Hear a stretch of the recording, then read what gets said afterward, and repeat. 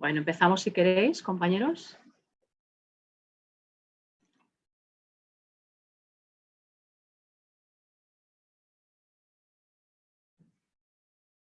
Bueno, muy buenas tardes, señoras y señores, queridos amigos y amigas. Mi nombre es Belén Arribas, yo soy vicepresidenta de ENATIC, soy abogada especialista en Derecho Digital también y presidenta de la IFCLA, que es la International Federation of Computer Law Associations. Bienvenidos a este nuevo webinar ENATIC, séptima edición ya dentro de la serie de webinars Gira ENATIC, donde hoy trataremos por su interés las técnicas OSINT y cómo éstas pueden beneficiar a la abogacía. La cantidad de datos a nuestro alcance es tan desorbitada que solo somos capaces de explotar una pequeña parte. La disciplina de inteligencia OSINT, Open Source Intelligence, permite recabar información disponible en fuentes abiertas con el objetivo de obtener conocimiento útil y aplicable en el ámbito jurídico. Adrián Moreno, a quien ahora presentaré, nos aproximará a las técnicas de OSINT y conoceremos las ventajas y los límites legales de su utilización para los abogados. En efecto, como decía, tenemos el placer de contar con la presencia de Adrián Moreno. Adrián es periodista especializado en ciberseguridad, Derecho Digital y Protección de Datos. Su formación académica se ha desarrollado en la Universidad Complutense de Madrid, en el Campus Internacional para la Seguridad y Defensa, en el Campus Internacional de Ciberseguridad de la Universidad Internacional de La Rioja y en el Massachusetts Institute of Technology, MIT, y en Thomson Reuters. Adrián es autor de los libros Informantes sin Límites y Código Hackeo. Ha escrito cientos de artículos sobre seguridad de la información y seguridad informática y ha participado como ponente en congresos nacionales e internacionales. Por otro lado, también contamos con la inestimable presencia de Eduardo López Román, Edu, abogado, consultor especializado en Derecho Digital y vocal de la Junta Directiva de ENATIC. Eduardo establecerá un diálogo con Adrián Moreno. Para finalizar, dejaremos unos minutos para las preguntas que queréis plantear en el chat. Ya veo dos de momento. Y finalizaremos, queremos cerrar a las 18:30 puntuales, como siempre. Sin más preámbulos, doy la palabra a Adrián Moreno. Adrián, muchas gracias por acompañarnos esta tarde y the floor is yours.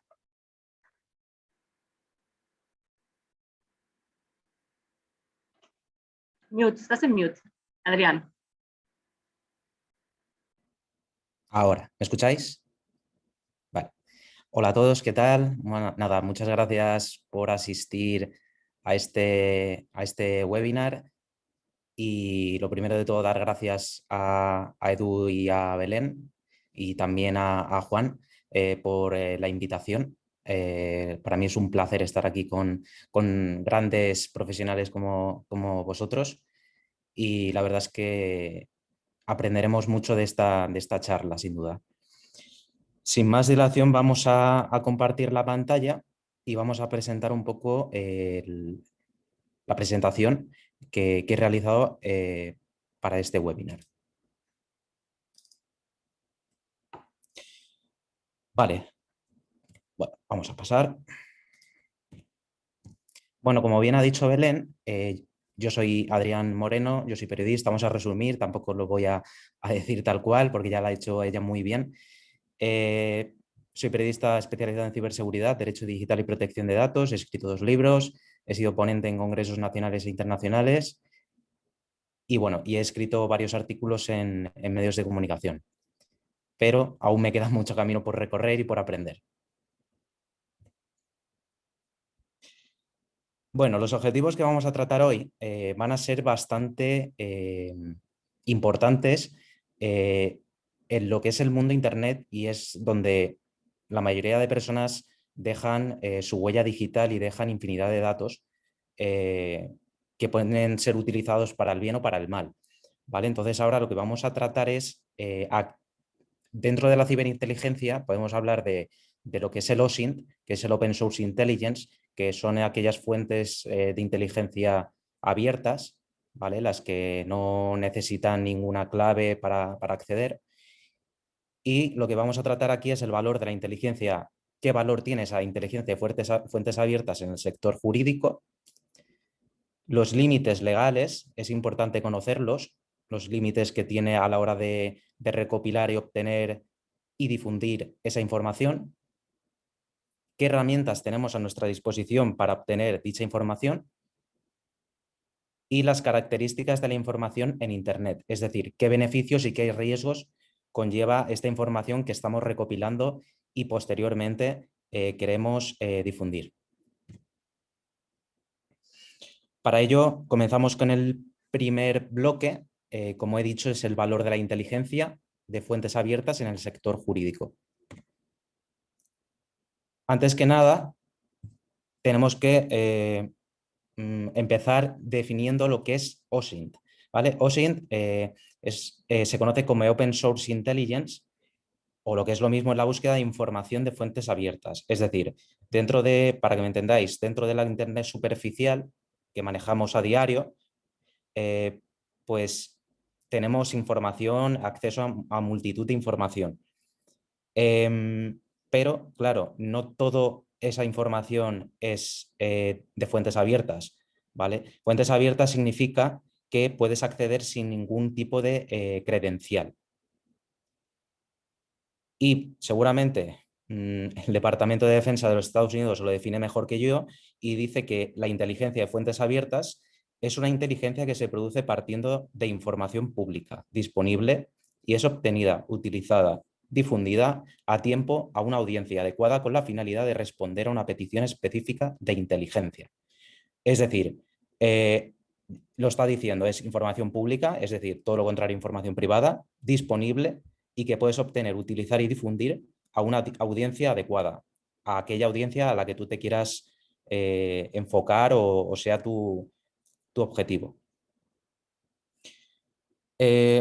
Seguramente también nos preguntaremos para qué se utiliza el OSINT.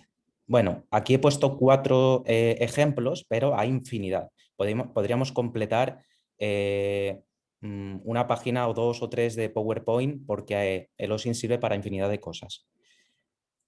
Pero bueno, para resumir, sería pues analizar información de empresas, organizaciones e instituciones, como ahora veremos, investigar personas, empresas, eventos, etcétera, analizar información en redes sociales, foros, chats y sobre todo anticiparnos a acontecimientos, ¿vale? Esto se utiliza para, antes de que ocurra algo, para investigar a un individuo, a cualquier sujeto, en caso de, imaginémonos que estamos hablando de terrorismo, a través del OSINT podemos anticiparnos a aquel acontecimiento para que no se produzca, ¿vale? Bueno, el ciclo de inteligencia de OSINT es bastante importante, ¿vale? Aquí, esto es de la fuente del INCIBE. Esto es en qué consiste, es decir, desde qué punto partimos hasta qué punto finalizamos lo que es el ciclo del OSINT, ¿vale? Nosotros, primero, a través de los requisitos, nos tenemos que marcar aquellos objetivos, ¿vale? Primero nos marcamos unos objetivos y a raíz de ahí, pues partimos hacia lo que realmente queremos.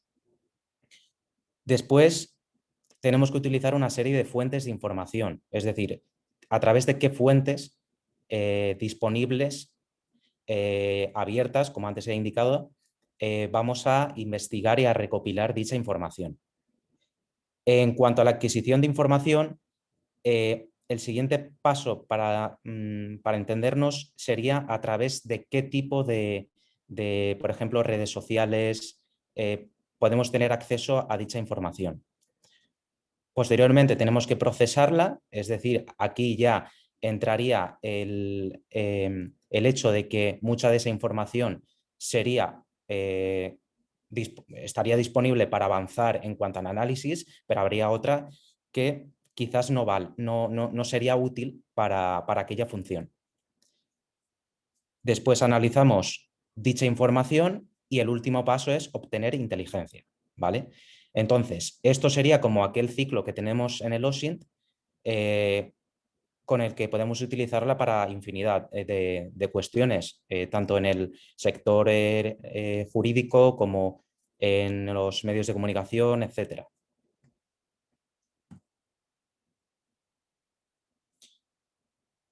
Vale. Bueno, aquí tenemos, ya que estamos hablando del tema sector legal, sector jurídico, vamos a hablar de una serie de sentencias judiciales que tenemos a nuestro alcance a través de búsquedas en diferentes repositorios, ¿vale? Esta que os traigo, la primera que os traigo, es de Argentina. Es del Tribunal Oral Federal de Córdoba.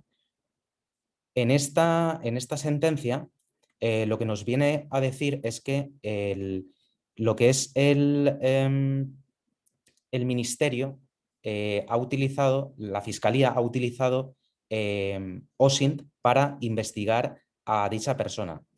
Para poneros vamos a poner para que me entendáis en qué funciona, en qué consiste esta sentencia. Resulta que están investigando si una persona cuyo nombre no voy a decir, está incumpliendo lo que sería el arresto domiciliario, el régimen de la infracción de régimen de arresto domiciliario. ¿Vale?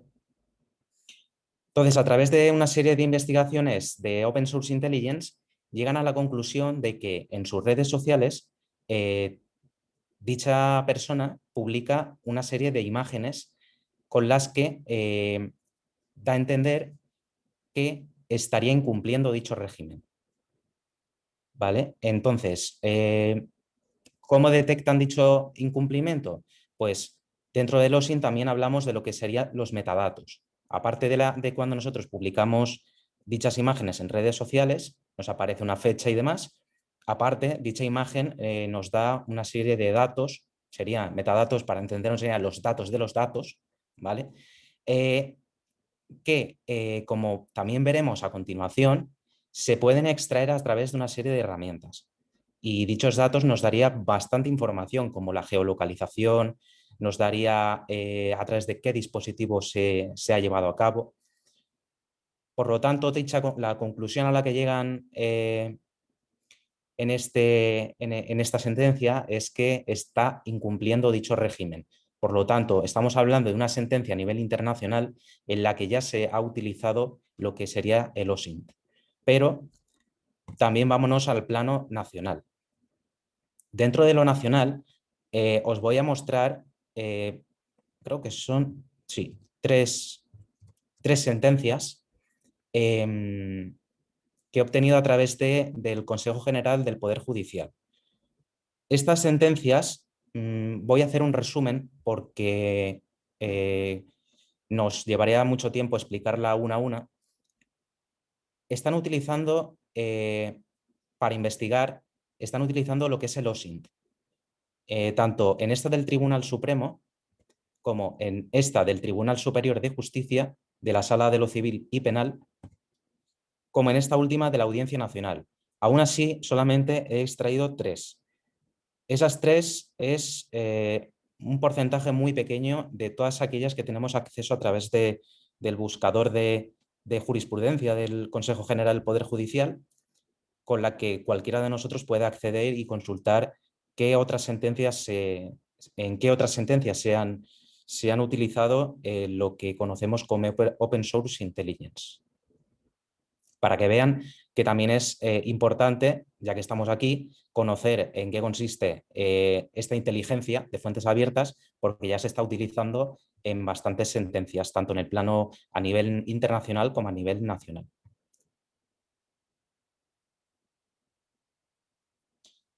Vale, bueno, ahora dentro de lo que ya hemos visto, hemos conocido un poco lo que sería qué valor tiene dicha inteligencia, qué significado le damos, qué sentencias hablan del OSINT, pero es muy importante que también conozcamos los límites legales de esta inteligencia. Es decir, nosotros ya hemos comentado que el OSINT es accesible a cualquier persona. Todo aquel individuo usuario de Internet puede acceder, puede utilizar el OSINT. Eso sí, el OSINT al final sí que es verdad que son fuentes abiertas y disponibles, pero no todo es abierto y disponible, ¿vale? Para ello es importante conocer qué límites tenemos los usuarios, qué límites legales a la hora de obtener dicha información y sobre todo a la hora de difundirla. Como bien he dicho, la primera característica es que sea abierta, es decir, abierta significa que cuando accedas a dicho contenido, ya sea a través de una página web, a través de una red social, es decir, pues lo que consiste es en que no te pida unas credenciales, usuario, contraseña. En caso de que te pida eso, ya entonces no hablaríamos de OSINT, ya hablaríamos de algo más privado a lo que tú no puedes acceder y menos compartir.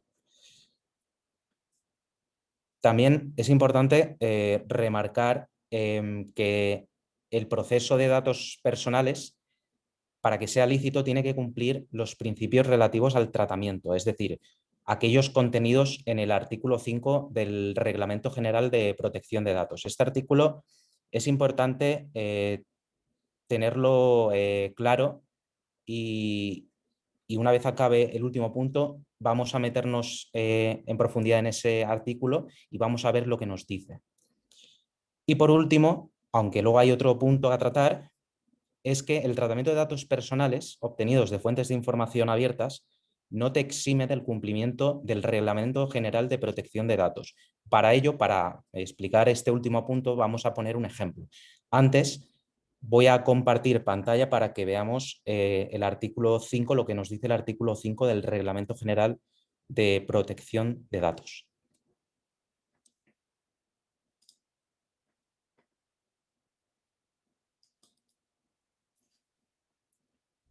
Vale.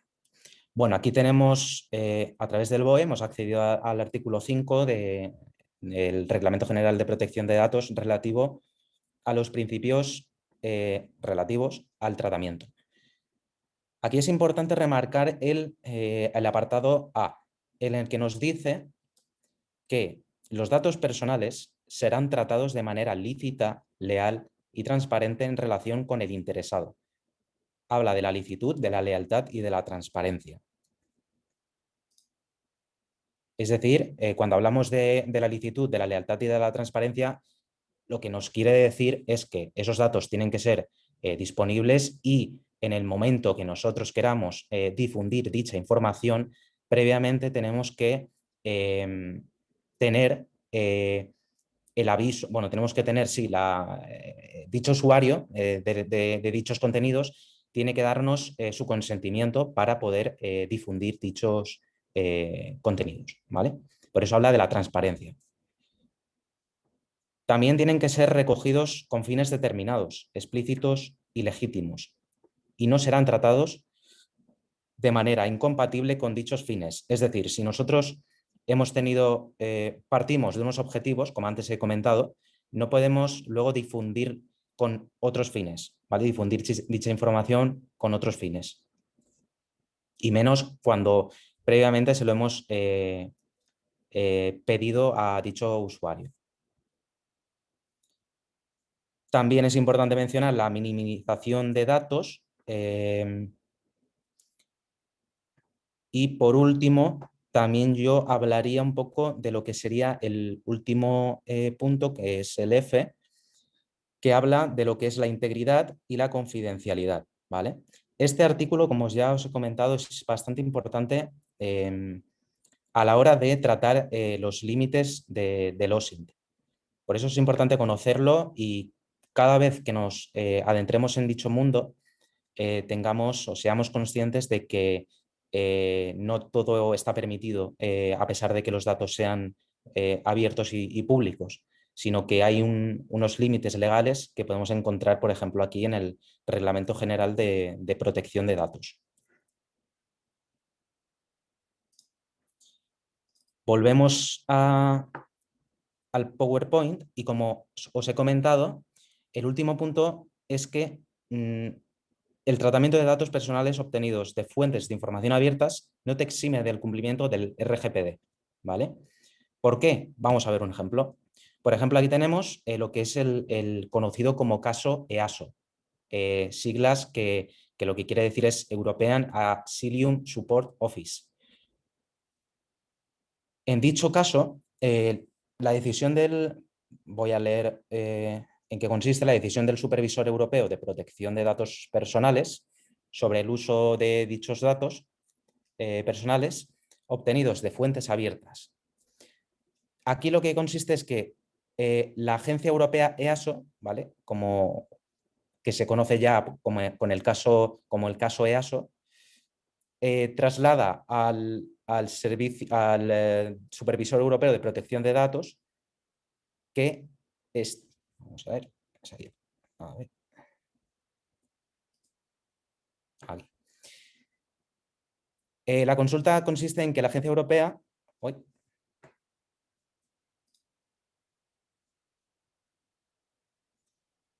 ¿Vale? El EASO está recopilando investigaciones, está recopilando información a través de fuentes abiertas para, como bien he dicho, recopilar información. Por ello, vamos a adentrarnos en el caso EASO, vamos a consultarlo así por encima para acceder a dicho informe. A ver, porque la pantalla se me está yendo. A ver, un segundo. Vale. Vale. Aquí tenéis, el que quiera me puede decir y me puede, si quiere que le pase este enlace, se lo puedo pasar a través del chat o mediante mail, como quiera. Aquí tenemos, como bien he dicho, el caso EASO, ¿vale? Que ahora vamos a ver aquellas conclusiones a las que llegó el supervisor.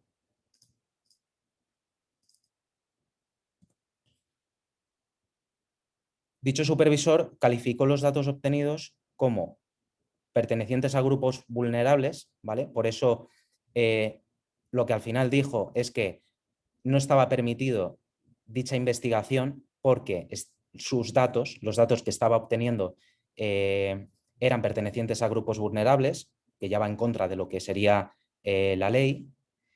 También eran potencialmente relacionados con condenas e infracciones penales y con categorías especiales de datos personales. Además, para más INRI, la EASO no informó a los usuarios de las redes sociales sobre el tratamiento ulterior de sus datos personales.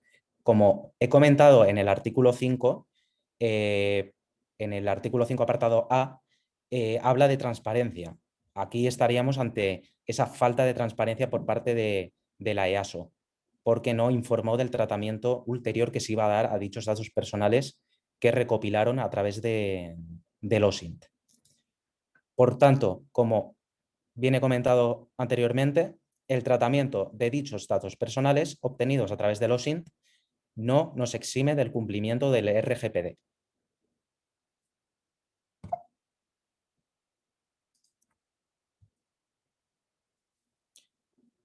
Aquí tenemos... ¿Puedo preguntar una cosa, Adrián?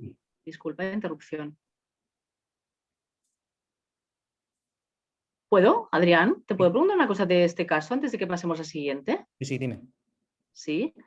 En este caso, ¿cómo es que este organismo, el European Asylum Support Office, recurría a las fuentes y técnicas OSINT cuando lo que comentabas, yo no conozco cuál es el supuesto de hecho, pero comentabas que se utilizaban los datos personales de los usuarios, estas personas vulnerables o grupos vulnerables, etcétera, de redes sociales pues para llevar a cabo la gestión de sus expedientes, entiendo.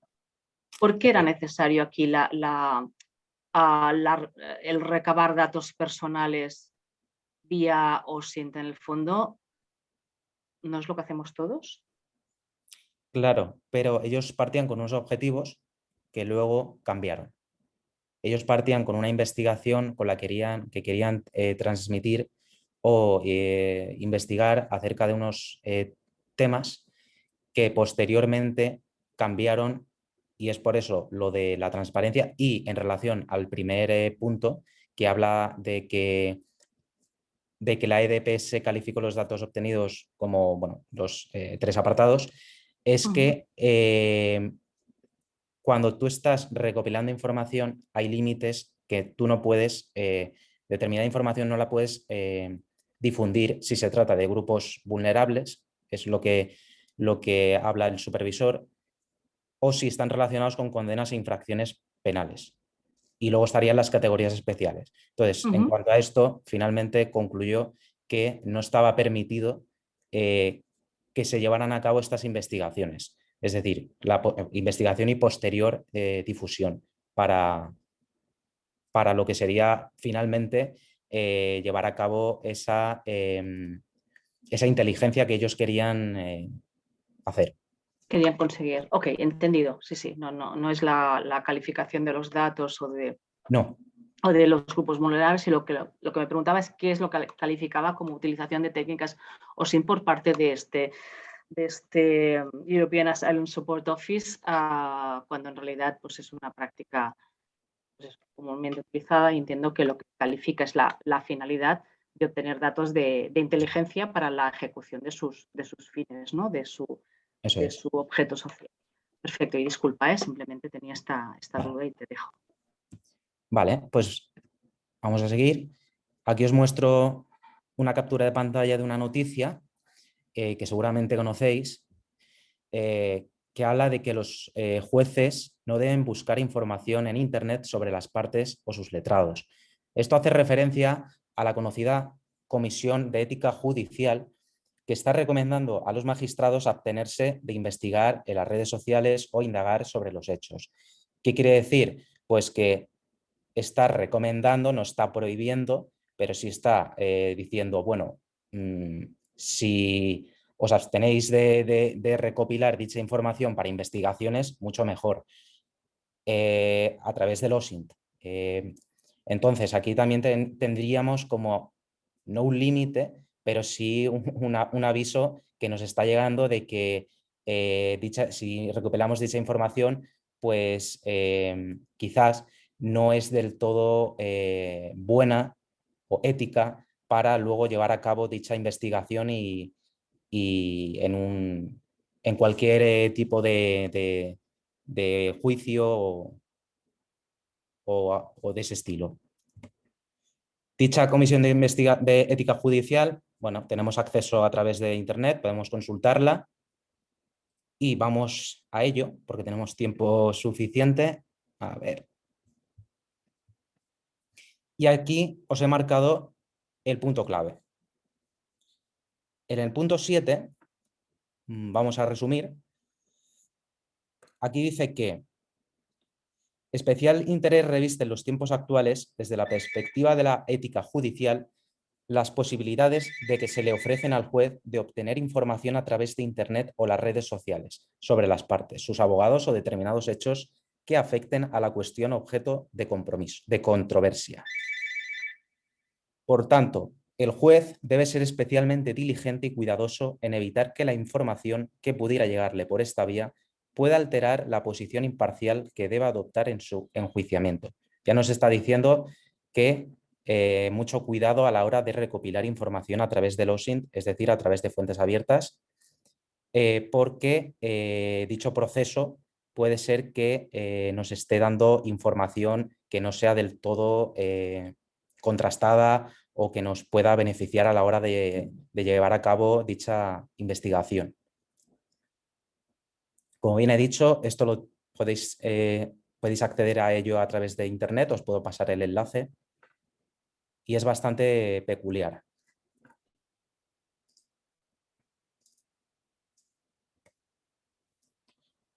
Ya nos adentramos o pasamos al siguiente escalón, que este será muy entretenido, en el que vamos a hablar de herramientas de obtención de información. Una vez hemos conocido el valor que tiene el OSINT en el sector jurídico, pero también lo podemos extrapolar a otros sectores, y qué límites legales tenemos a la hora de recopilar y de difundir dicha información, vamos a ver a través de qué herramientas podemos hacer todo eso, a través de qué herramientas podemos obtener esa información. La primera es bastante conocida, aunque no es la única que utiliza bueno, lo que sería dichos gráficos, dicha interactividad, es Maltego. ¿Vale? Es una herramienta que utiliza, bueno, que tiene minería de datos y con la que a través de, ya sea de el nombre de una persona, el dominio o cualquier otra cuestión de ese estilo, podemos acceder a información que Internet tiene de nosotros o de esa persona, de ese individuo. Como bien he comentado anteriormente, nos ceñimos o nos regimos por el RGPD. ¿Qué quiere decir eso? Que yo ahora mismo, sin el consentimiento legal de una persona no puedo no puedo llevar a cabo una investigación. Es decir, si X persona, Eduardo, por ejemplo, llevo a cabo una investigación en Maltego, yo no puedo difundirla y hacerla pública, ¿vale? Por lo tanto, aquí hemos utilizado nombres de personajes de ficción para que no incumplir el RGPD.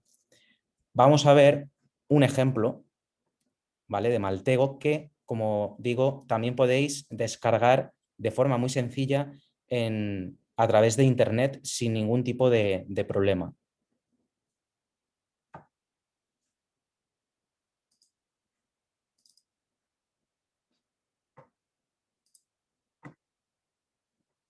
¿Se ve bien?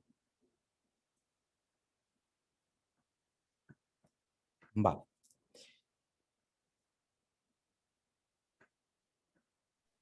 Adrián, estamos viendo el párrafo 7 de la sentencia que nos has puesto antes de la Comisión de Ética.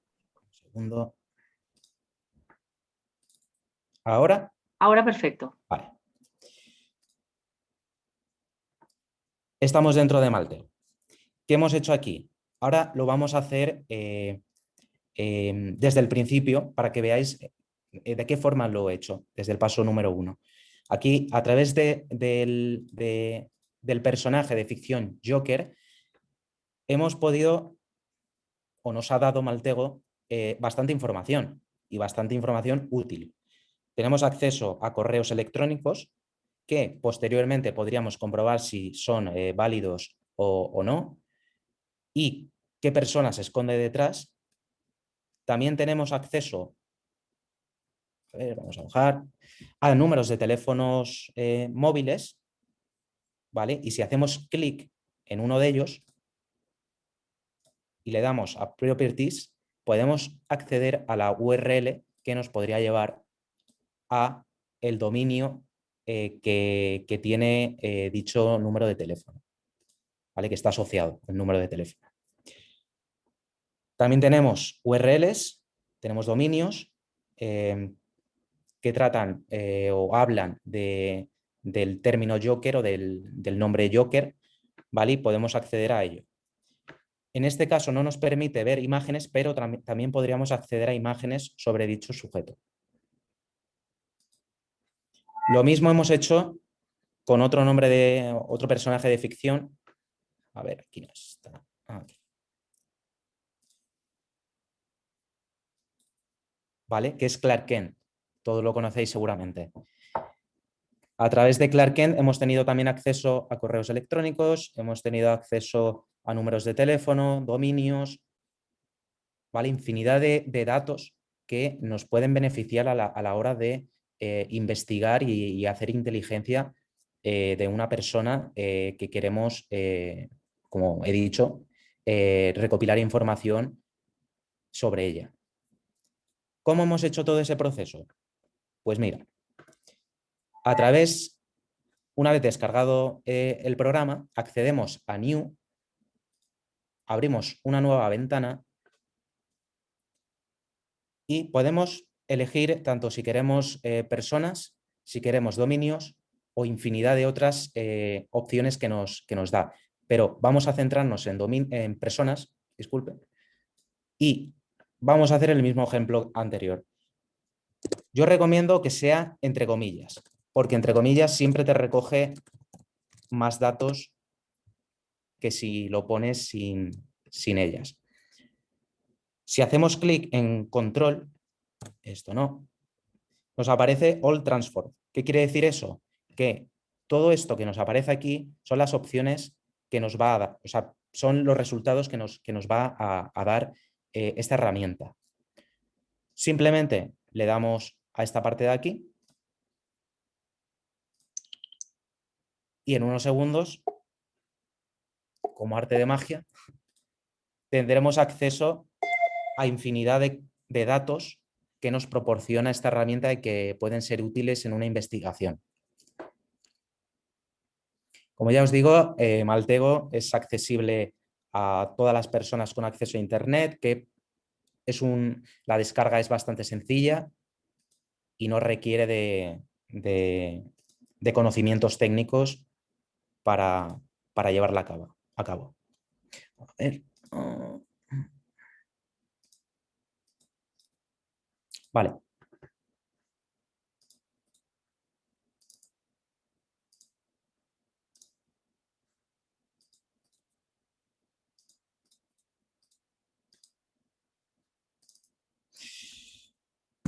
Una vez hemos conocido Maltego, que también dentro de Maltego también otras herramientas podría ser Spiderfoot, ¿vale? Bastante útil, pero bueno, por falta de tiempo nos hemos detenido en Maltego. También hablaríamos, aparte de esas herramientas de minería de datos, hablaríamos de otro tipo de buscadores, a diferencia de los más comunes como es Google, como Bing, como Shodan, hay infinidad de buscadores, pero sobre todo el que más indexa es Google. Hablamos de People.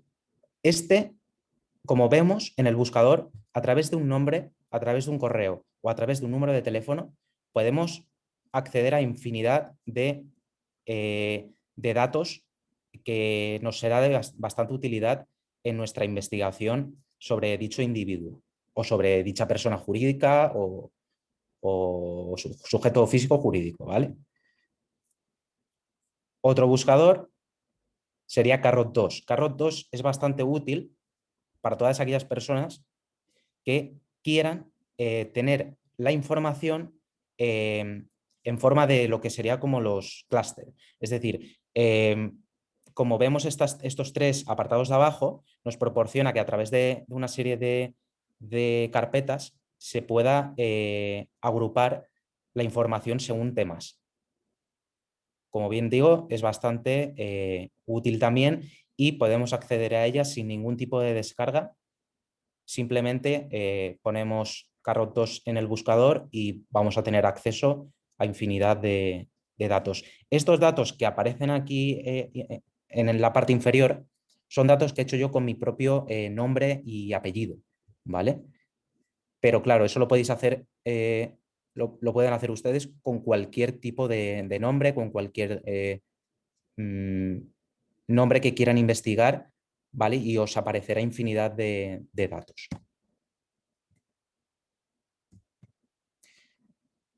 Ahora ya vamos a pasarnos, aparte, ya que hemos visto los buscadores, hemos visto Maltego, que es información que nos da que es bastante útil a la hora de investigar. Hablamos de los metadatos. Anteriormente, si nos remontamos un poco atrás al PowerPoint, he comentado el tema de los metadatos, que es bastante importante y del que hablaba también la sentencia que hemos comentado de Argentina. Pues las imágenes, ¿vale? Todo aquel archivo, ya sea imagen, ya sea vídeo, puede tener acceso, o sea, puede recopilar bastantes datos. Esos datos los podemos extraer de diferentes formas. Aquí os pongo dos ejemplos, dos herramientas bastante útiles y que son bastante buenas para extraer dicha información, que sería EXIF Data, que a través de, simplemente le examinamos una imagen o un vídeo, le damos a cargar y nos da información bastante útil, como por ejemplo puede ser el nombre del dispositivo, nos puede dar incluso la geolocalización, por eso es importante en los dispositivos, ya sea móviles, tablets, hay que tener mucho cuidado y mirar muy bien la privacidad, es decir, si cuando realizamos un vídeo o una foto no está guardando la geolocalización, porque eso puede ir en nuestra contra, como bien hemos visto en la anterior sentencia de Argentina, o como se puede dar en infinidad de situaciones. Y luego también estaría lo que es metadata to go. Metadata to go también es prácticamente, hace las mismas funciones y nos da bastantes datos, nos da bastantes datos sobre una imagen o un vídeo.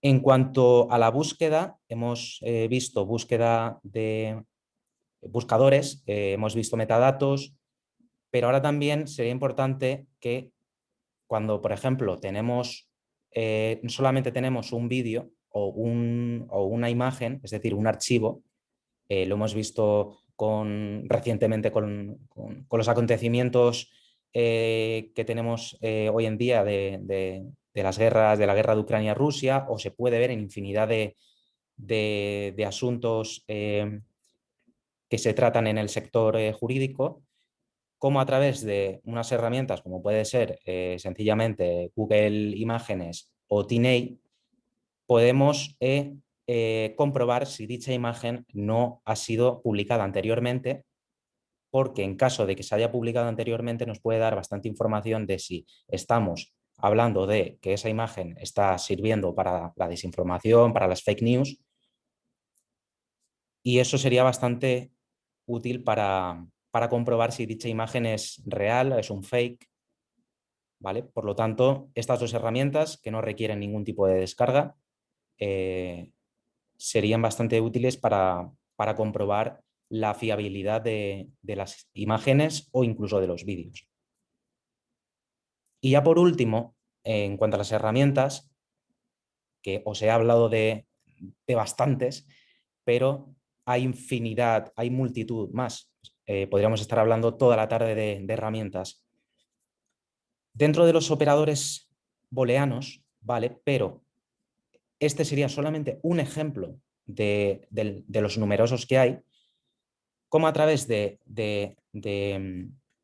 una serie de una búsqueda a través del operador FileType PDF and site .gov, podemos tener acceso de forma abierta a enlaces que tienen PDFs, archivos PDFs, ¿vale? Esto lo podéis hacer lo pueden hacer cualquiera de ustedes, pero vamos a verlo ahora. Vamos a ver, un segundín. Vamos a ver cómo se hace.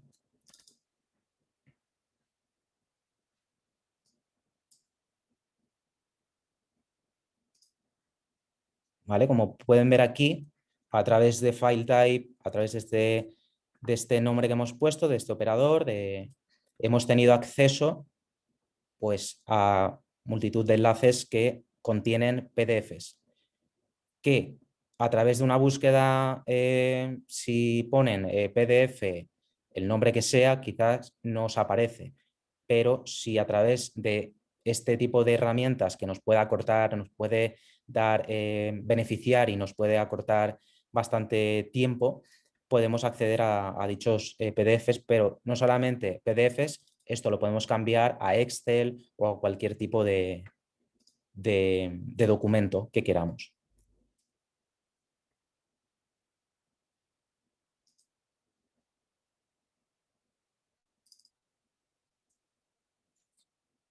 ¿Vale? Por lo tanto, ya hemos visto estas herramientas. Vamos a hacer un resumen. Sería Maltego, también tendríamos Spiderfoot, nos da bastante información sobre cualquier tipo de persona. PayPal también, que a través de teléfonos móviles podemos comprobar datos de esa persona. Carrot 2, que aparte de Google, de Shodan, de Bing, tenemos otros buscadores y a través de clústeres nos pueden categorizar la información. Importante también los metadatos, ¿vale? Cuidado con las imágenes que compartimos porque puede tener metadatos. Sí que es verdad que una vez las compartimos en redes sociales, muchos de esos metadatos se eliminan. La búsqueda de imágenes y los operadores booleanos, ¿vale? Y ya finalmente vamos a hablar un poco por encima de las características de la información en Internet, es decir, qué beneficios y qué riesgos nos puede dar dicha información.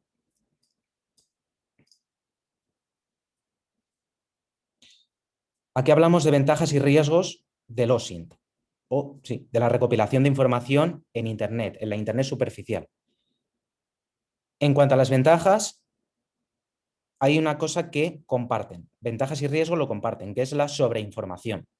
Es decir, nosotros hoy en día tenemos acceso a infinidad de información, multitud de información que no comprobamos si realmente está contrastada, si no lo está. Por tanto, a la vez que es una ventaja que tengamos mucha información, también es un riesgo, porque tenemos que llevar a cabo lo que les he comentado anteriormente de lo que es el ciclo de vida OSINT, ¿vale? Es decir, no toda información que recopilemos va a ser útil, porque es posible que sea falsa, que sea un bulo, y es importante analizarla y comprobar si realmente esa información nos es útil y si es real. También la ventaja que nos da es que es la facilidad de comunicación, es decir, nosotros no es como el Human, por ejemplo, para que me entiendan, el Human es aquella investigación o aquella inteligencia que se lleva a cabo a través de una persona con otra persona. Es decir, necesitamos el espacio físico para llevar a cabo dicha función. ¿Esto qué nos permite? Pues que no tengamos que salir, que conocer a dicha persona, sino que a través de Internet podemos acceder a infinidad de datos de esa persona mediante las redes sociales, mediante chats, mediante foros, incluso mediante los metadatos, como os he comentado. Y nos ahorra también recursos y tiempo. Es decir, que ya no tenemos que salir o viajar a un sitio en concreto para poder recopilar dicha información, como hacían y hacen el personal de inteligencia. Riesgos. Tenemos ataques a la seguridad de la información, a la seguridad informática. Esto ya sería un punto aparte del que podríamos hablar incluso como toda la tarde prácticamente. Son aquellos ataques, ciberataques que podemos recibir a la seguridad de la información que tenemos en nuestros dispositivos mediante ataques como puede ser los ataques de denegación de servicio, ataques de phishing, de spoofing, bueno, infinidad de ellos con los que es importante llevar a cabo una higiene en Internet a la hora de navegar. Y luego la normativa aplicable. Lo he puesto como riesgo. No sé si todo el mundo entiende que es un riesgo, pero el RGPD a la hora de llevar a cabo estas investigaciones hay que tenerlo muy en cuenta. Es decir, toda la normativa aplicable nacional e internacional es importante porque nos pueden echar atrás toda la investigación que hemos hecho, incluso la multa que nos puede conllevar.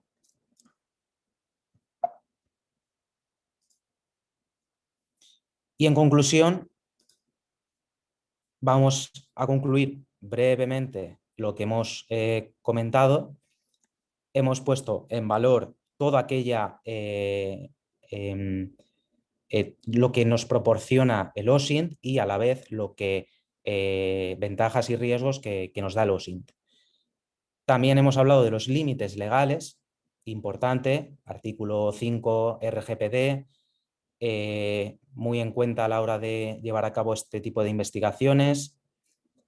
También llevar a cabo una buena higiene en cuanto a al ciclo de vida OSINT, es decir, no toda información que nos encontremos en la primera fase va a ser útil en nuestra investigación, en nuestro análisis a la hora de llevar a cabo inteligencia. Es importante llevar a cabo todo ese ciclo. Hemos visto que no solamente existe el buscador Google, a pesar de que es el que más indexa, sino que hay multitud de buscadores. Les he puesto el caso de Carrot 2, pero también podemos hablar de Shodan, de Bing, de Yandex. Luego también hablamos de los operadores booleanos, muy importante a la hora de quitarnos o de acortar tiempo a la hora de buscar un tipo de contenido, un contenido en cuestión.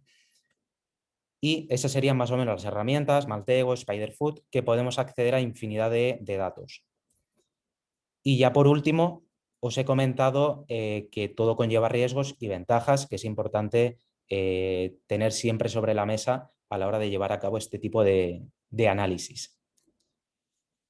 Y espero haber cumplido con el tiempo, o he ido muy rápido, no lo sé, pero Muy bien. nada, daros muchas gracias a todos los presentes a este webinar. Espero que les haya sido de bastante utilidad, que se hayan apuntado las herramientas, que el OSINT es bastante importante en el sector jurídico, a pesar de que nos dicen el Comité de Ética comenta que hay que tener bastante cuidado y nos advierte que es mejor no llevarlo a cabo, no utilizarlo, pero nos puede dar bastante información. Pensar que os voy a hablar de un caso reciente que he llevado a cabo. El OSINT me ha servido incluso a mí para poder investigar o encontrar una persona desaparecida, ¿vale? A través del OSINT hemos podido llevar a cabo o recopilar bastante información para comprobar o para ver en qué sitio se encontraba dicha persona o se encuentra el dispositivo de dicha persona. Que eso se podría ser pues una parte bastante importante en la investigación. Esto lo llevan a cabo las fuerzas y cuerpos de seguridad del Estado y por lo tanto espero que los abogados, que el sector jurídico se haga eco de esta herramienta que no es nueva, que lleva muchos años y que la verdad es que da bastante información. Y nada, si tienen alguna pregunta os dejo en manos de Edu y Belén y ha sido un placer y muchas gracias. Muchas gracias a ti, Adrián. Ha sido muy interesante. Yo, desde luego, sí que me he apuntado todas las herramientas de OSINT que has ido analizando. Yo creía que solo existían Google Docs, Bing Docs y también Shodan, que son unas de las más conocidas, pero todas estas están y tan especializadas en determinadas búsquedas, yo creo que son de mucho interés para la abogacía. Sin más, le doy la palabra a Edu, que entrará en diálogo con los aspectos que nos acaba de explicar Adrián y todos aquellos que él tenga a bien explicarnos. Edu, adelante, por favor. Pues gracias, Belén. Muchas gracias a Adrián por la exposición. En esta segunda parte especial que hacemos del webinar, lo que pretendemos es un poco generar un diálogo para, de alguna forma, a modo de brainstorming, ¿no? De que nos pueda fluir ideas y dudas que puedan ir surgiendo respecto a lo que nos has explicado, Adrián. En ese sentido, lo vamos a enfocar desde el punto de vista que sea práctico y que vea la utilidad, o sea, los que estáis asistiendo a este webinar, le veáis la utilidad a todo lo que ha explicado Adrián en esta sesión. Por un lado, bueno, como sabéis, la mayoría, por no decir todas las empresas, tienen que tener su plan de cumplimiento normativo, lo que llamamos ya programas de compliance, ¿no? Y uno de los puntos de un programa de compliance es claramente la ciberseguridad. O sea, no podemos garantizar que cumplimos con ciertas normativas, como no solamente protección de datos, sino otras, como en la administración pública, el Esquema Nacional de Seguridad y otros tantos normativas que se van a ir aprobando durante este año, sin que realmente no se contemple ese punto, ¿no?, de garantía de cumplimiento normativo en ciberseguridad dentro de la propia empresa. Por eso, uno de los elementos que consideramos que puede ser interesante, Adrián, es las acciones que debe hacer la administración pública y también la empresa privada o cualquier empresa o cualquier entidad, que es, por ejemplo, las pruebas de penetración o los pentesting, ¿no? Que, como sabemos, los que nos dedicamos a ciberseguridad, incorpora una de las primeras fases. Un pentesting es una auditoría de seguridad, para que se entienda mejor, para verificar, simular ataques para verificar hasta qué punto el sistema de información de cualquier entidad es seguro y no hay vulnerabilidades, o detectarlas para poderlas corregir. Y normalmente hay 4 fases en un pentesting, que es en principio la primera es la que hemos comentado, el reconocimiento, que se basa en el uso de técnicas OSINT, la enumeración, la explotación y la postexplotación. Que evidentemente la postexplotación solamente la realizan los hackers, no la realizan los pentesters que trabajan para una organización. Entonces, a ver, sobre todo para ir entendiendo un poco la necesidad de este tipo de herramientas que has comentado, Adrián. Evidentemente, en cualquier organización entendemos que cuando se contrata un servicio, normalmente es un servicio externo, que es un proveedor externo, se puede encontrar con tratamientos, o sea, cuando hace la investigación, utilizando estas técnicas que estás comentando, que son las técnicas OSINT, lo que está intentando es buscar incluso posibles brechas de seguridad para detectar si ha habido fugas de datos, como puede ser datos personales, ¿no? Entonces, por un lado, eso ya supone un tratamiento que va a realizar a posteriori, que es detectar posibles fugas, y tiene que tratar información de la propia empresa. O sea, tiene que tratar información personal de la propia empresa para ayudarse a detectar o a buscar ese tipo de información. Pero aquí nos encontramos con, pues, el tema de la base jurídica para poder hacer ese tipo de acción. Primero, la necesidad de un contrato, entiendo yo, con la propia empresa para poder hacer usar este tipo de técnicas, en las que se determine las autorizaciones, la información que va a estar disponible al responsable, o sea, al que va a hacer la auditoría, ¿no? Y luego las técnicas concretas que va a usar, porque entiendo, has explicado el Maltego, que es una de muchas herramientas, es la más conocida, quizá, incluso creo que la Secretaría de Estado para la Defensa está utilizando una de las licencias de pago. Pensad que Maltego es como una especie de estructura de herramientas OSINT, pero se incorporan muchos módulos diferentes.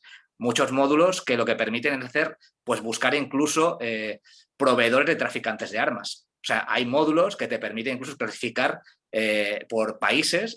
Quiero buscar a una persona por si compra o vende este tipo de armamento, ¿no? O sea, estamos hablando de esos niveles. No solamente es el módulo que ha enseñado Adrián, sino que hay muchos más y permite, pues vamos, si lo usas en inteligencia, o sea, con conocimiento de profundidad de esas herramientas, permite prácticamente hacer un perfilado, como estaba comentando Adrián, ¿no? De encontrar la persona incluso, ¿no? De poder llegar incluso a encontrar o poder descubrir qué ha hecho la persona durante un X tiempo un plazo X de tiempo. Entonces la pregunta es un poco esta necesidad, ¿no?, del contrato, Adrián. ¿Es necesario este contrato?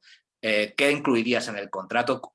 O sea, ¿qué consideras que deberíamos incluir en un contrato de este tipo para usar técnicas por una empresa? Sí, es importante, lo primero, llevar a cabo un contrato entre la empresa y el proveedor. En ese contrato se especificaría que se va a acceder a información confidencial a través de lo que sería el pentesting, que va a haber, comprobar si lo de las brechas de seguridad, como bien has indicado, y dicho contrato al final tienen que llevarlo a cabo entre la empresa y lo que es el proveedor, porque si no se lleva a cabo este contrato estaríamos incumpliendo la normativa aplicable en cuestión para hacer una auditoría legal sobre esto que bien has comentado. En este caso, bueno, lo que estamos comentando, entiendo que para poder hacer tratamientos en ciberseguridad en el que puedas, por ejemplo, realizar tratamiento de datos de personales, por ejemplo, de personal, de proveedores, de clientes, estamos hablando de un contrato de encargado de tratamiento, entiendo. Sí. O sea, lo que deberíamos es incluir este tipo de tratamientos concretos que se incluirían las herramientas incluso, ¿no? Que se iban a utilizar. Sí. Entonces, ¿considerarías que estas herramientas, por ejemplo, estas herramientas permitirían buscar cualquier tipo de persona, incluso por organización? O sea, poniendo el dominio de una empresa, podías incluir, detectar cuáles son los correos electrónicos de todo el personal de una empresa, por ejemplo, ¿no? Claro, ahí, ¿no? Es así, ¿verdad, Adrián? Sí. Entonces, estarías haciendo un tratamiento que a lo mejor inicialmente esa información no te la han dado, pero la has descubierto y te ha permitido detectar, por ejemplo, una posible brecha de seguridad o no, o esa información realmente estaba disponible. Entonces, aquí estamos hablando de que esas herramientas que están tratando información, tú no directamente, es un proveedor externo, es un módulo externo, también serían subencargados de tratamiento. Estaríamos hablando, ¿no? Entonces, deberíamos incluir esas herramientas en los contratos de encargo por parte del pentester, porque en estos casos están haciendo tratamientos de datos personales. Incluso si son americanas o fuera de la Unión Europea, estamos hablando de transferencia internacional de datos, con lo que deberíamos tener un contrato de transferencia, no solamente de encargo, sino de transferencia internacional de datos, para utilizar muchas de estas herramientas. Entonces, no sé si esas situaciones las has descubierto o las has podido detectar. Que se estén supervisando el tema legal, me refiero, si ves que hay concienciación por el tema legal, en el tema de las empresas cuando se hace un pentesting, se hace ese tipo de técnicas. Hay conciencia, hay bastante conciencia en cuanto al hecho de que tienen que llevar a cabo todo lo que es la normativa, cumplir la normativa. Sí que es verdad que muchas empresas, una vez firman el contrato, se dejan llevar más bien por cuánto me va a costar o cuánto tiempo me va a llevar a cabo este tipo de soluciones. Pero en gran parte sí que hay conciencia, pero muchas de ellas no conocen la normativa. Es decir, Claro. no conocen qué datos se están exponiendo, es decir, lo que sería la protección de datos, el Reglamento General de Protección de Datos. Muchos no lo conocen, lo tienen como una especie lo cumplen, pero para evitarse la multa, más que para llevar a cabo una buena, como he dicho anteriormente, una buena higiene de lo que es su empresa para evitar esas brechas de seguridad. Muchos las tienen como una especie de esta forma, pago el canon que tenga que pagar para llevar a cabo este cumplimiento, pero no conozco prácticamente ni lo que dice, ni los límites, ni nada. Y es para evitar más bien la multa que otra cosa. Claro, en este caso nos encontramos de que como acumulan tanta información sobre la empresa, tiene que haber también unas garantías de que esa información luego sea destruida, o sea, que no la conserven los pentesters y que genere una brecha de seguridad por conservar información que no deberían conservar, ¿no? No podría darse la situación esta. Aparte, entiendo yo que también podría darse la situación de que si no hay este contrato de encargado y hay una transferencia internacional de datos y una brecha por no de las aplicaciones que se utiliza, va a ser responsable tanto el encargado, el pentester, como la propia empresa que ha contratado y que pensaba que eso lo tenía cubierto, que pensaba que el pentester iba a cubrir todos los aspectos legales y no es así, sino que está metiéndole en un lío superior, quiere evitar una sanción por una brecha de 5.000 euros, pongamos, o 20.000, y se encuentra con una sanción que a lo mejor es el 4% de la facturación anual de la empresa, por culpa de que el pentester no tiene en consideración estos aspectos del contrato, ¿no? Sí, lo dejan todo en manos del pentester, de esa empresa, y dicen, bueno, lo hacéis todo vosotros y yo solamente quiero el resultado final. Claro. Entonces, muchas de ellas se llevan esa sorpresa, como bien has dicho. Claro. Entonces ahí entra en juego la importancia del delegado de protección de datos, exacto, que siempre tendría que estar trabajando conjuntamente con el pentester, porque además es una figura un poco obligado. Sí. Todas las empresas están ya obligadas a tener un delegado de protección de datos en sus organizaciones. Bueno, lo tienen, no todas están obligadas, pero sí que la mayoría, de alguna forma, para no arriesgarse, cuando hablamos de una gran empresa, normalmente sí que dispone del delegado de protección de datos. No, pero sobre todo por el hecho de lo que comentabas, ¿no? Como estas herramientas generan tratamientos muy elevados de volúmenes de datos importantes que permiten de alguna forma, pues que, bueno, lo que está haciendo es provocar brechas de seguridad, si lo podemos decir así, ¿no? O sea, el pentester lo que no está provocando. Esos datos... A ver, no me malinterpretéis, pero estos datos al final funcionan gracias a las brechas de seguridad que hay. Claro, O sea, claro. sin estas herramientas no servirían para nada.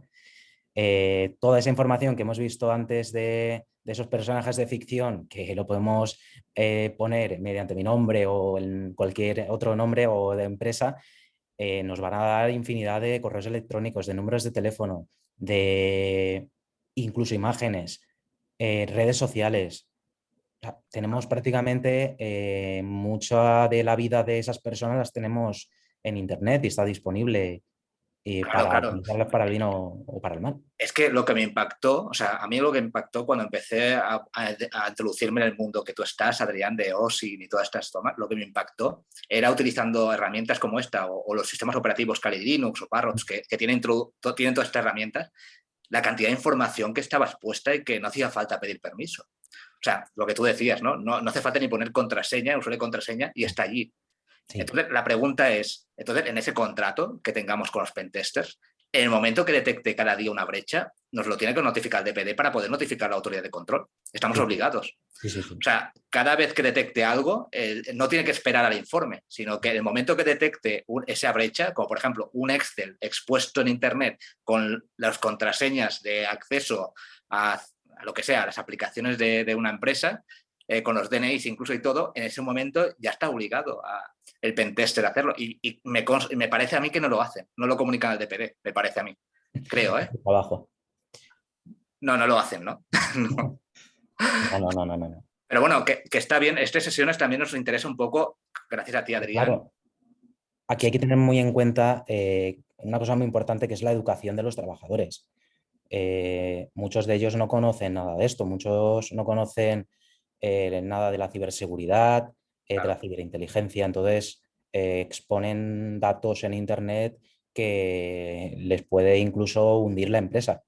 Totalmente. Que luego pueden ser utilizados, como antes he comentado, el tema de los ataques informáticos del phishing o del ransomware. El phishing, por ejemplo, yo tengo acceso, o la estafa del CEO.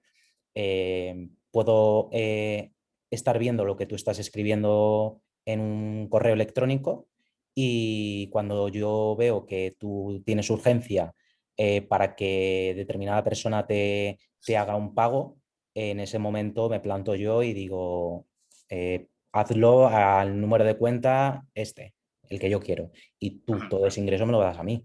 Entonces, claro. Y yo he visto correos públicos, es decir, muchos de los correos que nosotros creemos que son privados están públicos, ¿vale? Entonces, si alguien quiere profundizar en esto, que me escriba, pero todo esto hay que reportarlo también. O sea, no te lo quedes para hacer el mal, sino que lo reportas a las fuerzas y cuerpos de seguridad, o a esa persona en cuestión, para que bueno, elimine ese contenido que esté público. Sí. No, de hecho, ahí hay una cuestión sobre la mesa sobre los que trabajan, digamos, los hackers desde el punto de vista positivo, ¿no? Hacker ético. Hacker éticos que no tienen contrato, o sea, que no tienen el contrato con la empresa o con la administración pública, en el que aquí podemos hacer un análisis de si se podría aplicar, igual que se hace en la empresa también, porque en la empresa se hace, que es la base jurídica del interés legítimo para poder hacer este tipo de tareas, ¿no?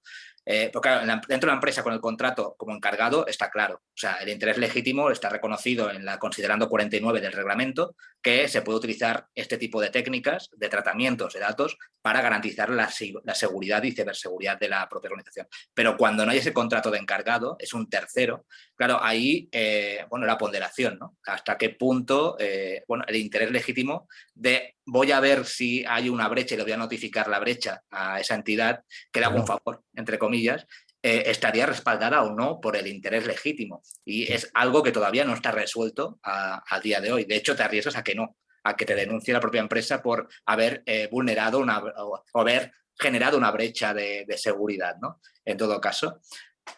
Sí, muchas empresas, como has dicho, externalizan esas funciones porque no tienen personal para llevarla a cabo y entonces no sabes si esas empresas en el momento que detecten una brecha de seguridad te la van a notificar o no, o la utilizan para multarte, infinidad de cuestiones que se están viendo a diario.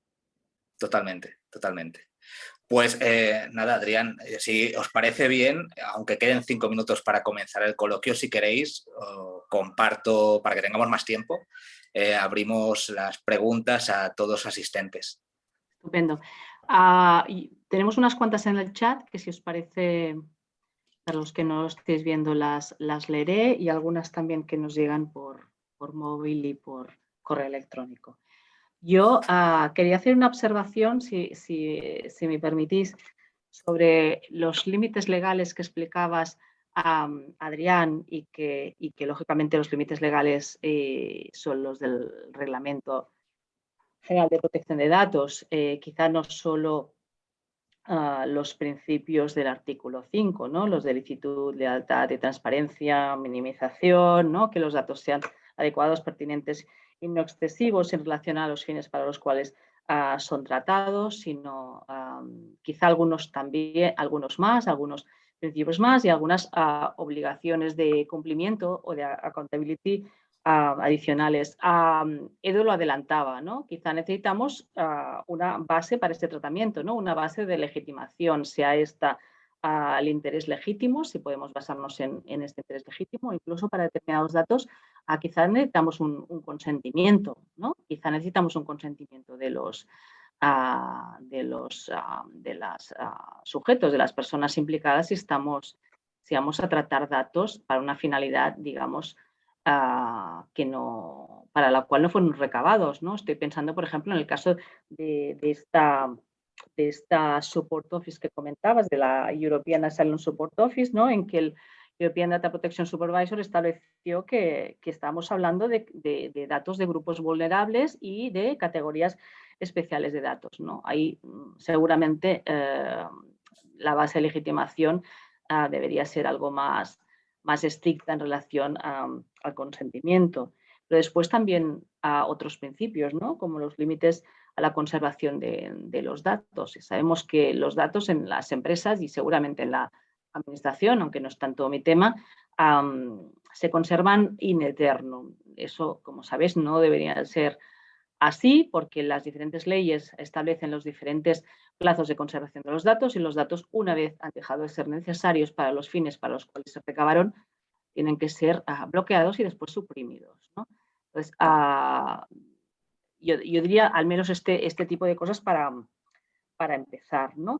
Y después, en cuanto al requisito de que realmente la información sea open source, como bien decías, ¿no? Yo creo que esto enlaza con el requisito de licitud, ¿no? Realmente, si son datos o es información a la cual tú solo puedes acceder mediante credenciales, pues no tendrás licitud, ¿no? No tendrás legitimación para acceder a los mismos, y mucho menos para publicarlos o para difundirlos, ¿no? Creo que esto enlaza con este concepto del open source o fuentes de acceso público, que es el concepto que tenemos en nuestra legislación.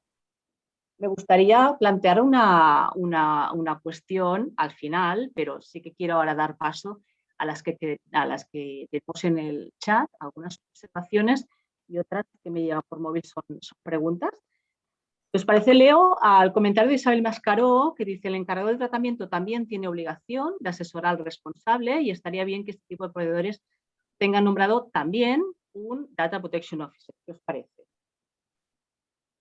Sí, ya hemos comentado que el DPO es una figura bastante importante en la empresa a la hora de tratar los datos personales de los trabajadores. Y como he dicho, la ley ya dice que toda empresa, todo sujeto jurídico tiene que tener este tipo de persona, de profesional, para tratar y para evitar esas brechas de seguridad, esas fugas. Edu. Sí, bueno, sí, la verdad es que Isabel tiene toda la razón. O sea, yo hablo del DPO, pero no todas las organizaciones están obligadas a tener un DPO, ¿no? Pero sí que el encargado tiene que colaborar, como dice la normativa, y ayudar al responsable en el cumplimiento de esta normativa. Entonces, el proveedor de servicios de pentesting sí que debería contemplar al inicio ya la propuesta de sus servicios, contemplar todas las cláusulas de seguridad que va a implementar y que no sea el responsable el único que, porque muchas veces le falta conocimiento, que le tenga que preguntar continuamente qué herramientas va a utilizar, si está cumpliendo con la normativa de protección de la transferencia internacional de datos, si me va a garantizar que cuando hay una brecha de seguridad me la va a comunicar antes de 72 horas.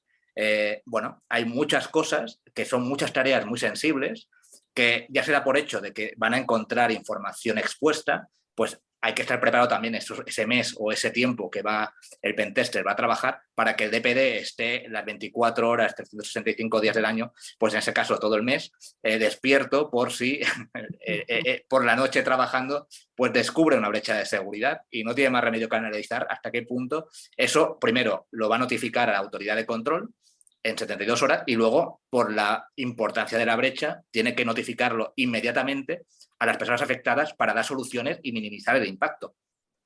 Hay creo que herramientas, Adrián, ¿verdad? Para saber si ha sido comprometido el correo electrónico, como HuffPound o algún... Sí, es un nombre un tanto raro, sí. HuffPoundNet. Sí, que son para saber si ha sido comprometido el correo en alguna red social o en alguna plataforma. Entonces, claro, eso ya puedes dar una pista seguramente para saber si, bueno, si ha habido algún tipo de exposición por parte de una empresa entera por el dominio que está utilizando de los correos electrónicos del personal. Sí, sí, a través de estas herramientas podemos comprobar si nuestro correo electrónico o cualquiera ha tenido una brecha de seguridad y bueno, a lo mejor nos están haciendo lo que comenta lo de la estafa del CEO o nos están leyendo todas las conversaciones que estamos llevando a cabo. Claro, lo que debe estar claro es eso, de que es muy probable que si no se ha preocupado nadie en la seguridad ni en protección de datos nunca, es probable que algo sea vulnerable. Algo de los sistemas de información es vulnerable, prácticamente con seguridad. La seguridad 100% no existe. No existe. La seguridad 100% no existe y no sé si existirá en algún momento, que lo dudo. Entonces siempre va a haber esos fallos, esas brechas, porque por muchas herramientas que llevemos a cabo, que intenten, que sirvan como barrera para evitar esas fugas, siempre va a haber un agujero en el que esa información va a salir de alguna forma y siempre vamos a tener que estar en alerta, la verdad, porque sí que es verdad que, como bien ha dicho Isabel, es el encargado también del tratamiento, tiene la obligación de asesorar al responsable, pero no sabemos si realmente eso ocurre, no ocurre. Entonces, al final, una brecha de seguridad, sí que es verdad que el encargado sabrá que ha recibido esa brecha, pero muchas veces no sabemos si la ha notificado o no, porque le interesa o no le interesa. Es bastante complicado ese tema.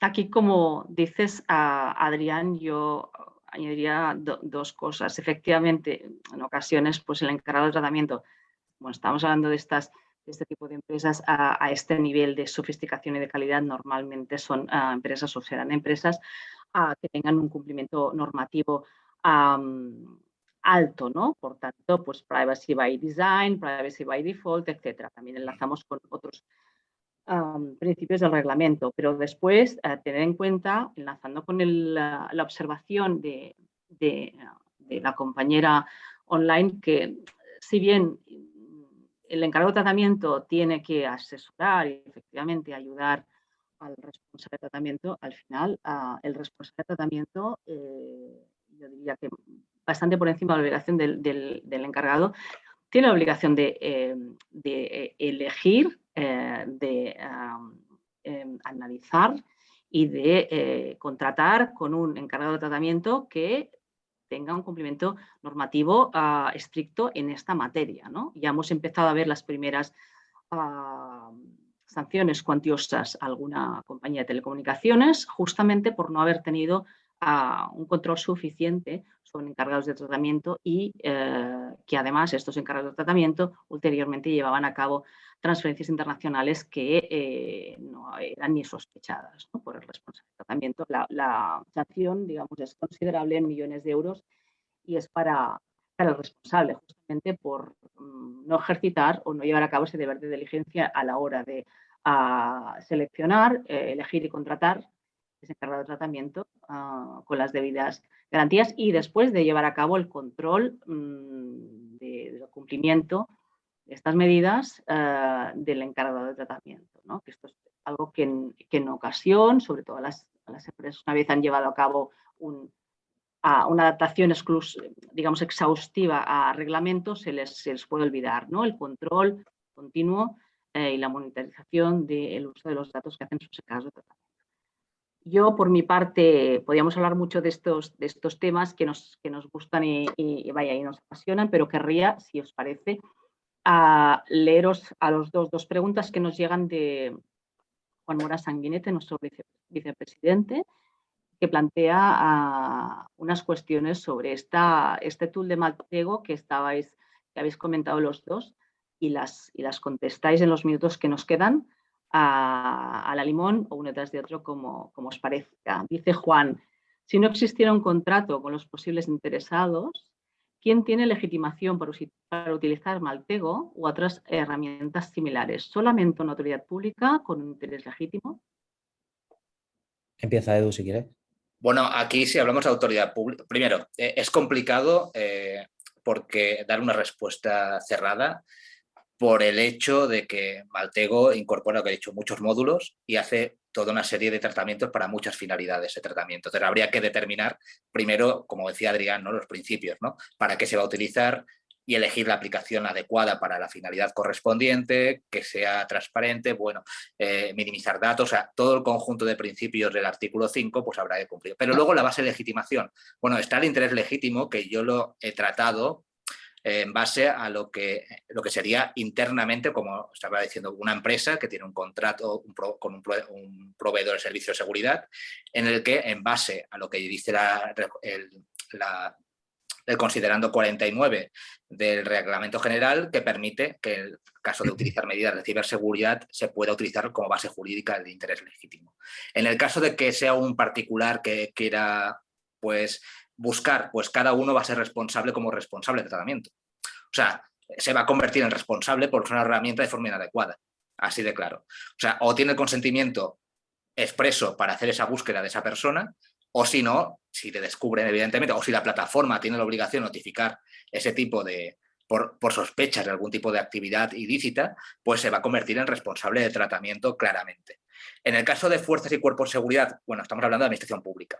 En el caso de administración pública, la mayoría van a basarse en ejecución de sus propias competencias. O sea, la base jurídica va a ser la ley, pero en base del ejercicio de sus competencias.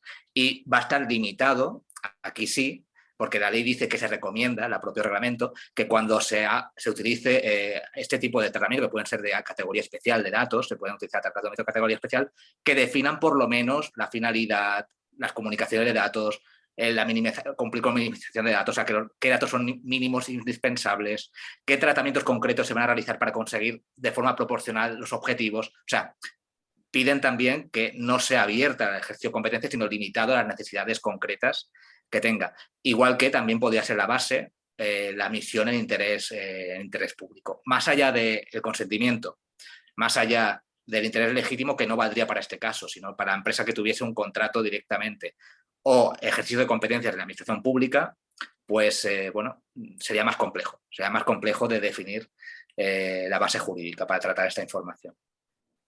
Sí, bueno. ¿Te parece, Adrián, que te formule a ti la siguiente pregunta? Sí. Lo digo porque entramos en los últimos 5 minutos y nos gustaría ser bastante puntuales en el cierre y yo necesitaré uno de los últimos minutos para hacer algún anuncio. La segunda pregunta de Juan Mora Sanguinete era: Maltego parece ordenar adecuadamente la información, pero ¿obtiene más información que, por ejemplo, una paciente búsqueda en Google? Si es información pública, cabría entender que no. ¿Puedes repetirla, que no la he escuchado muy bien? Sí, dice que Maltego parece que ordena, ¿no?, de lo que nos has enseñado adecuadamente la información, ¿no? Facilita esa información que nos has hecho ver. Pero, ¿se obtiene más información que una búsqueda en Google? No, no. No es que se tenga más información, es que lo que hace es estructurar esa información de forma que nos pueda acortar todo ese tiempo en el que nosotros estamos buscando o investigando a un individuo. Pero toda información que aparece en Maltego es pública, por lo tanto la podemos encontrar en Google. Indexada en cualquier otro buscador. Sí. Toda está. Lo que pasa que, claro, hay una serie de herramientas que te facilitan esa búsqueda y te permiten hacerlo en menor tiempo que lo harías buscándolo en Google o en cualquier otro buscador. Así es. De hecho, inicialmente, lo que tú comentabas, Belén, el Google Docs, que es básicamente, también se le llama Google Hacking, ¿no? Google Docs, has dicho. Google Docs, No. ¿no? Lo he dicho bien, Docs, ¿no? Sí. Bueno, básicamente es eso, lo que has explicado tú, Adrián, antes, que es utilizar básicamente comandos en el buscador de Google para filtrar. Lo que hace Maltego, entiendo yo, es eso exponencialmente. O sea, ya lo tiene todo prefabricado para que tú solo digas, quiero esto, y te lo busque. Eso es. Sí, es como varios proveedores, los proveedores que proporcionan ese tipo de herramientas ya los tiene como Maltego para que tú los puedas utilizar. Entonces ya te proporciona todo eso y tú simplemente seleccionas lo que quieres y ya te da toda esa información. Es como que te lo da todo hecho. No hace falta que tú vayas paso a paso haciéndolo por ti mismo. Estupendo. Tengo una pregunta más que acaba de subir al chat. Si me la podéis contestar en un minuto y después me permito hacer la mía, que todavía la tengo en mente, en un minuto también.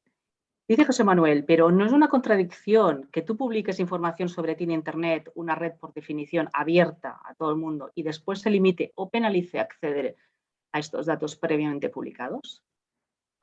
¿Quién se lanza?